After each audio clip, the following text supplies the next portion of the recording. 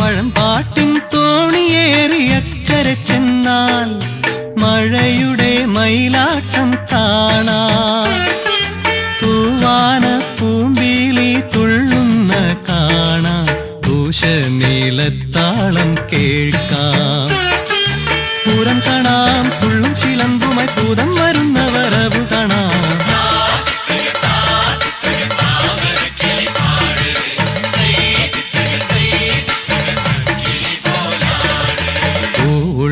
മേട കാണാൻ പൂതുള്ളും മേട് കാണാൻ പോയി വരാം പോയി വരാം